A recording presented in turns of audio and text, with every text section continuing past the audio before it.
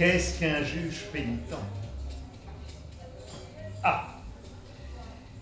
Il y a quelques années, j'étais avocat à Paris. Et ma foi, un avocat assez connu. Bien entendu, je ne vous ai pas dit mon vrai nom. J'avais une spécialité, les nobles causes. La veuve et l'orphelin, comme on dit. Je ne sais pourquoi, car enfin, il y a des veuves abusives et des orphelins féroces.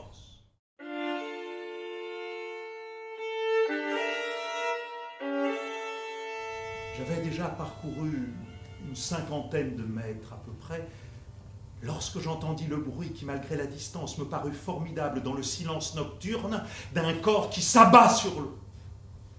Je m'arrêtai net, sans me retourner. Presque aussitôt, j'entendis un cri plusieurs fois répété qui descendait, lui aussi, le fleuve, puis s'éteignit brusquement. Le silence qui suivit dans la nuit, soudain figé, me parut interminable. Je voulus courir et je ne bougeais pas.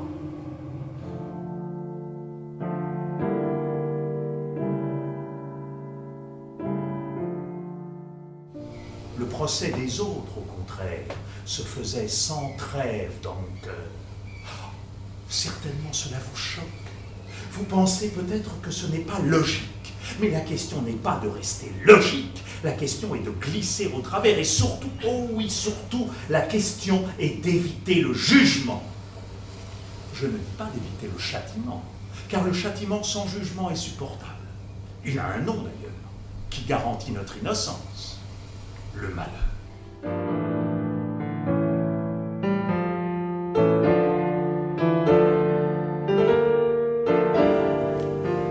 Un jour vint où je n'y tins plus.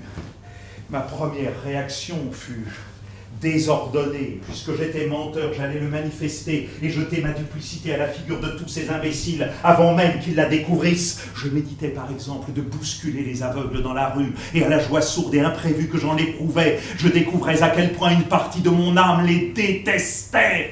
Je projetais de crever les pneumatiques des petites voitures d'infirmes, d'aller hurler « sale pauvre » sous les échafaudages où travaillaient les ouvriers, de gifler des nourrissons dans le métro. J'annonçais la publication d'un manifeste dénonçant l'oppression que les opprimés faisaient peser sur les honnêtes gens. Un jour où je mangeais de la langouste à la terrasse d'un restaurant et où un mendiant m'importunait, j'appelais le patron pour le chasser et j'applaudis à grand bruit le discours de ce justicier.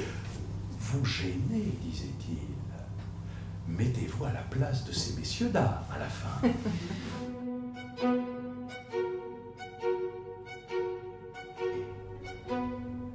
Ces nuits-là, ces matins plutôt, car la chute se produit à l'aube.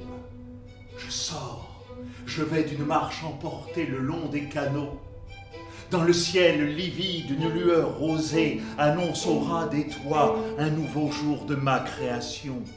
Au même moment, des centaines de millions d'hommes, mes sujets, se tirent péniblement du lit, la bouche amère, pour aller vers un travail sans joie alors, planant par la pensée au-dessus de tout ce continent qui m'est soumis sans le savoir, buvant le jour d'absinthe qui se lève, ivre enfin de mauvaises paroles. Je suis heureux. Je suis heureux, vous dis-je. Je vous interdis de ne pas croire que je suis heureux. Je suis heureux à mourir. Ma solution, bien sûr, ce n'est pas l'idéal.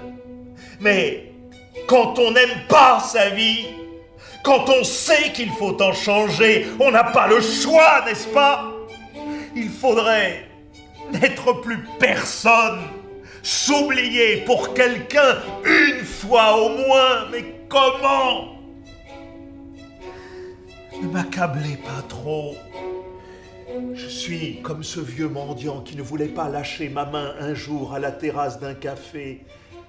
Ah, monsieur, ce n'est pas qu'on soit mauvais homme, mais on perd la lumière. Oui,